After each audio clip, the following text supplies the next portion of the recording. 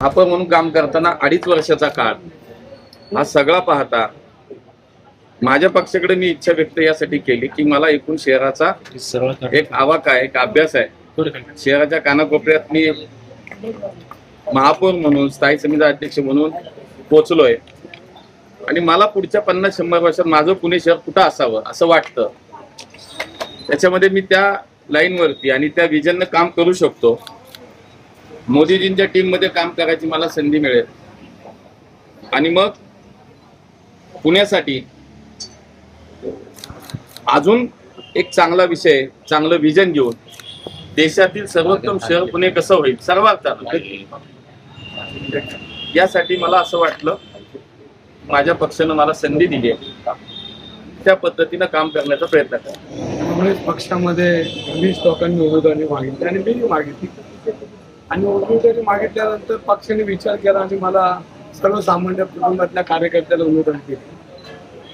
ही उमेदवारी देत असताना गेली 30 वर्ष मी पुणे शहरामध्ये सामाजिक आणि राजकीय जीवनामध्ये मी एक माझ्या स्वतःची एक चौकट आखून नाही घेतली की मी काम करताना सर्वसमावेशक काम करतो। येणारा प्रत्येक नागरिक मग पुणे शहरातला असेल, पुणे शहराच्या बाहेरचा असेल तर सातत्यानं त्याला न्याय द्यायचा प्रयत्न केला आणि त्याचा सारासार विचार करून पक्षाने माझ्यासारख्या इंडिया फ्रंटचा उमेदवार म्हणून आणि काँग्रेस पक्षाचा उमेदवार म्हणून माझ्यासारख्या सर्वसामान्य कार्यकर्त्याला बहुमान दिला। त्याचाच अर्थ असा की मला केलेलं असं सारासार विचार त्यातनं मला उमेदवारी दिली तर त्यांच्या लक्षात आलं की रवी धंगेकर हा लोकसभेत जाऊ शकतो आणि पुणेकर त्याला पाठवू शकतात, त्यामुळे मला त्यांनी उमेदवारी जाहीर केली। माझी भावना पक्ष सोडताना ती काय म्हणजे काळजावर दगड ठेवूनच निर्णय घेतलेला। मी जे सुरुवातीपासून सांगत होतो की पुणे शहरामध्ये महाराष्ट्र नवनिर्माण पंचमीची एक ताकद आहे।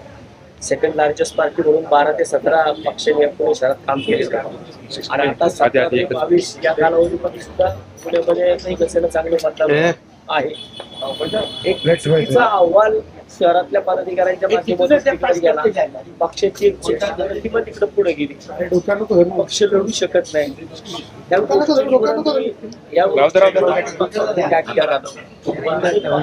कारवाई करण्याचा पक्षाचा राजीनामा दिला आणि मला वाटतं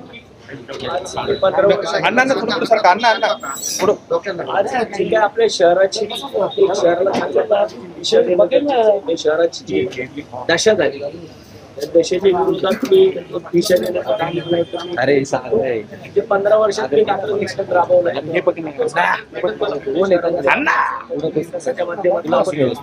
इतर सगळ्या विषयात मला वाटतं एक चांगल्या पद्धतीचं काम